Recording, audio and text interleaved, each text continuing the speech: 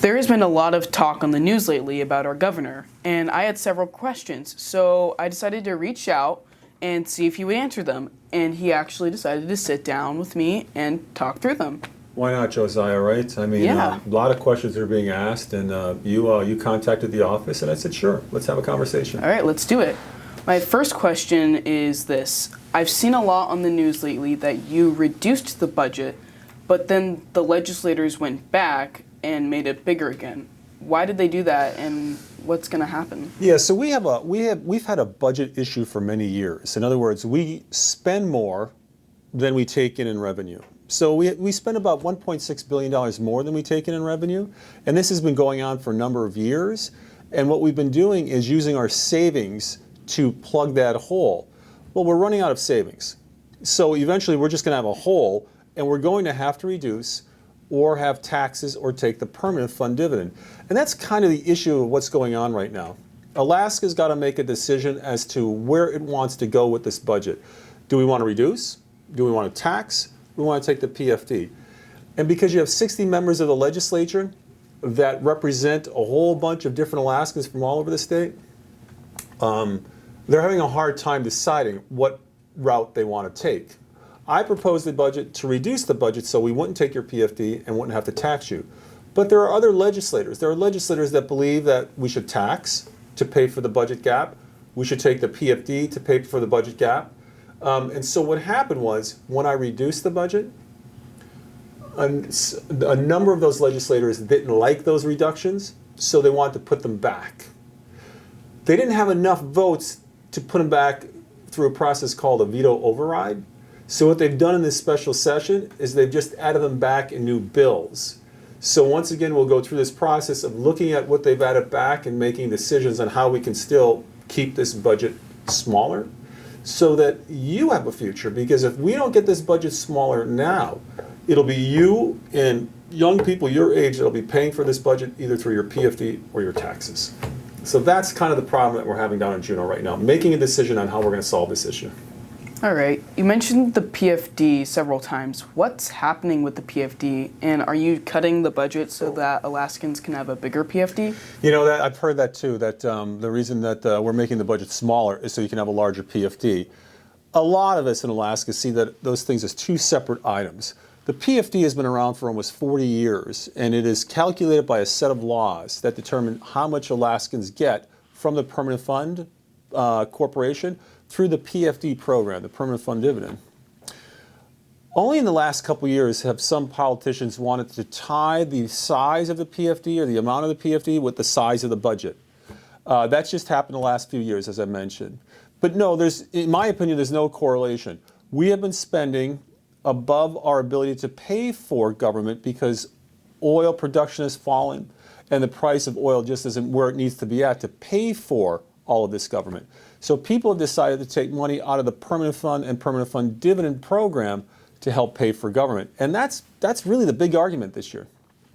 This argument's been going on for a couple of years, but this year it's really hit a wall because there are a number of us that believe that the PFD belongs to you and Alaskans. And there's others down in Juneau that believe the PFD belongs to government now. And we don't think that's a good thing. We think the people of Alaska should be able to spend the money that they get from the Permanent Fund Dividend and the Permanent Fund Corporation. There is still money in the Permanent Fund Corporation for government to spend, but a number of politicians in Juneau want to take all of that money or most of that money and spend it towards government. That's the problem we're having right now. All right. You said that oil production is going down. Does that mean our economy is doing bad? How is our economy doing? You know, our economy could be doing better. The economy in the lower 48 is roaring. However, I will say this. This year alone, there's going to be several billion dollars, upwards of $5 billion invested by oil companies in our North Slope oil fields. This is a tremendous boon to Alaskans because it's going to help not just with jobs now, but it's going to help with oil production here in the next couple of years. I mean, we are anticipating upwards of over 100,000 barrels of new oil being produced on the slope here in the next few years. So billions of dollars are being put into the oil patch. If we get this one bill passed in the special session that would help us receive federal money, about $1 billion for roads, that'll put another $1 billion into the economy. And also we have military spending. So this year alone, we have several $billion, $4, $5, $6 billion being spent in the economy if everything goes well. So our economy is getting better. Our unemployment rate is dropping. We just need to fix this budget issue so we can get more investment in the state of Alaska and create more jobs for Alaskans. Good question, though. What are some of your plans for Alaska that don't involve fixing the budget? Well, the budget's a big issue, but another good question. So we have a bit of a crime issue in the state of Alaska, and a number of Alaskans recognize that. And I want to thank the legislature because they helped pass a very important bill called HB 49. This is a House bill that is going to strengthen our approach to crime. It's going to help us with, it's changed some laws, it's changed some sentencings for crimes that people commit. There's a whole host of things that this bill has done, but it's going to make it safer for Alaska. We're also going to be putting more resources into things like police and courts and corrections, prisons, but also we're going to work with people on getting programs put in place to help people who may be addicted to drugs, who want to get off of drugs, and help people with mental health issues. So we're doing a comprehensive approach to public safety, and I think you're going to see some pretty good results here over the next couple of years. We're also getting folks to look at Alaska to invest money in Alaska. We have put together an economic team to go get new industry. And this spring, we went down to a couple investor conferences down in the lower 48, and there were some investors that have a lot of money that were really interested in Alaska. So I think you're going to see more and more investment in Alaska. We have some tremendous opportunities in Alaska. Our location on the globe, our proximity to Asia, we're the closest state to Asia. We have a great international airport. That's a great cargo hub. We have plenty of resources in oil, gas, gold, rare earths, timber. I think Alaska is poised for actually some pretty good economic growth here over the next several years. So I'm pretty excited. Hope you are. I am. Oh, good. Because you'll need a job someday, right? I will. Okay, good. Why? You can't live off your parents. No, not for too long. No, okay. They'll cut you off. But go ahead. Why does it seem like everyone down in Juneau is fighting? You know, that's another great question. Part of it is just the way the system is. The founding fathers set up this system where you have competing houses in a legislature, for example, and separation of powers between the three branches of government, the judiciary, the legislative branch, and of course the executive, the governor's branch. But again, you have 60 individuals in the legislature that represent a diverse Alaska. They're from all over Alaska, and Alaskans are different. Not all Alaskans are the same. They view things like the PFD differently. They view things like the budget differently, how to deal with crime differently. And it just happens that this year, the permanent fund dividend, I would say, is probably the biggest issue along with the budget.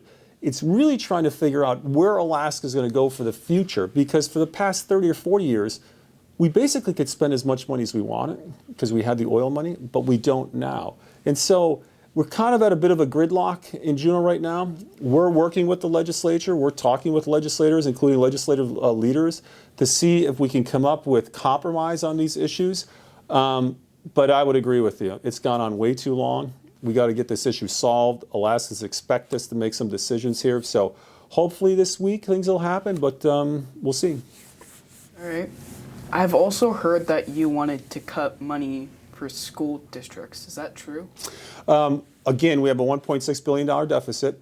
We proposed some reductions, but then we pulled back on those reductions. After listening to Alaskans, lawmakers, folks that are in education, we decided not to make those reductions that we had first put forward. And so school districts are being funded right now. They'll continue to be funded. There is a court case that involves the idea that the legislature can forward fund education without necessarily naming a funding source. And so we have what they refer to as a friendly lawsuit going on to determine if, in fact, the legislature can do that. We, in the governor's office, believe that that can't happen in that manner, but we'll get this resolved by the courts so that we know going forward how we can actually fund education going forward. All right, that makes sense. I've seen a lot on the news lately, stuff about homelessness, and they keep saying that it's getting worse. And I wanted to hear from you if that was true. You know, I haven't seen the the actual studies, but it would appear just driving around Alaska, especially in our major cities such as Anchorage, that you see more and more homeless folks. And I think this is true across the country. Why it's happening, there could be a whole host of reasons. Some of these individuals may have had a tough time with a job, a bankruptcy, but a lot of these individuals, unfortunately, are addicted to substances or have mental health issues. But it does appear that that issue is growing.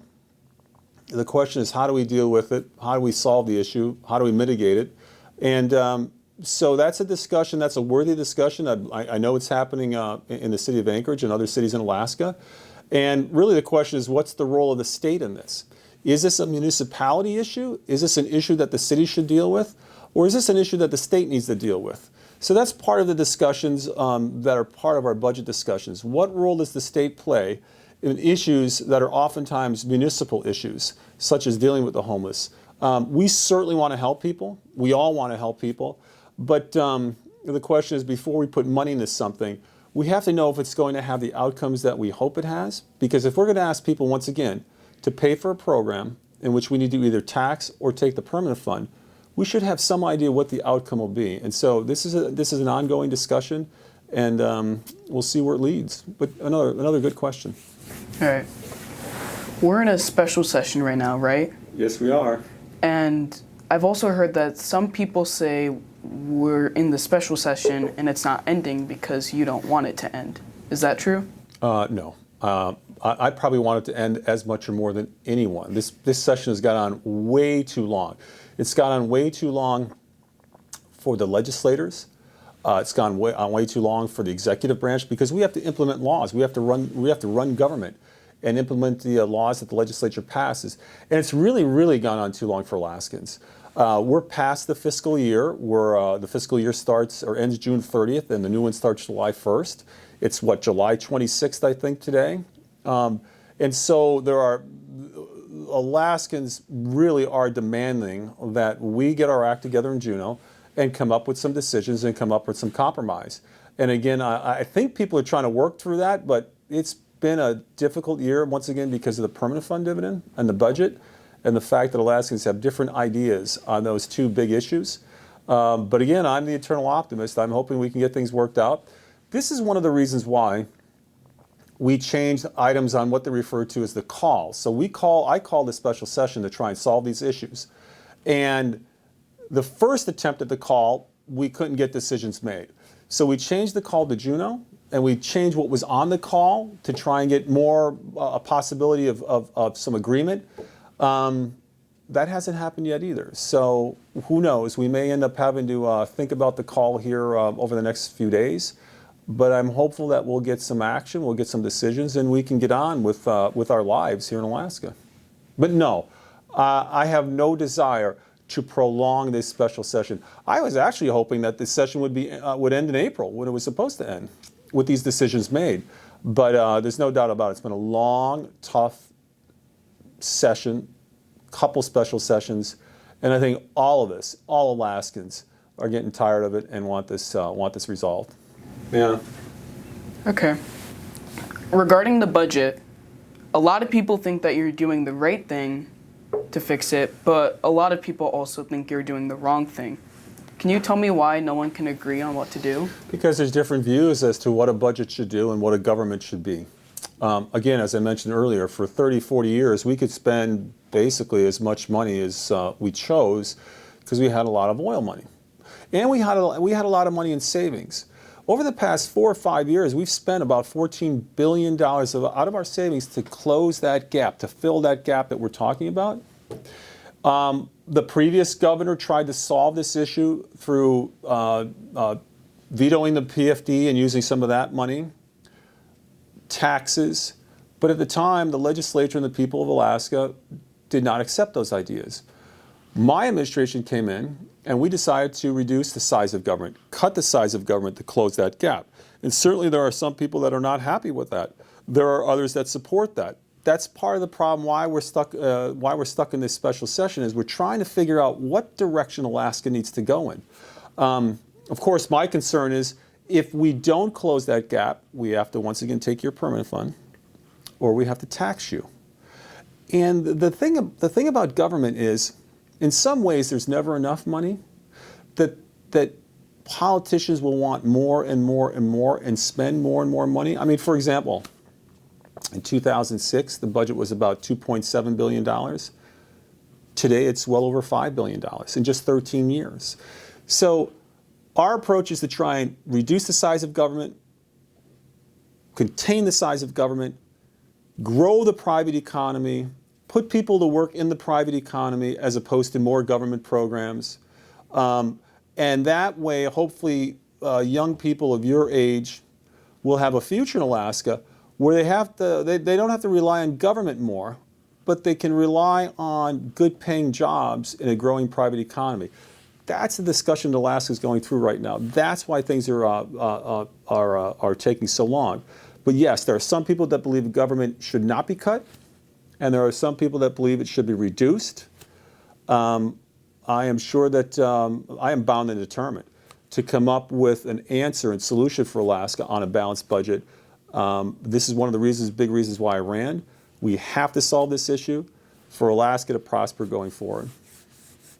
All right, well, that just about satisfies my thirst for knowledge. Thank you for meeting me today and answering these questions. Are you going to come back again and ask some more questions, maybe? I hope so. You're going to go tell your friends that we spoke? Every single one. Okay. And when does school start for you? I think it starts September sometime. Okay. Well, I wish you luck. Thanks for coming in. Thank you. And thanks for asking the questions. That's pretty good. No problem. Thank you for answering. And remember what we talked about regarding your dog. Yes. Teach your dog well. I will. Good seeing you. You too. Okay.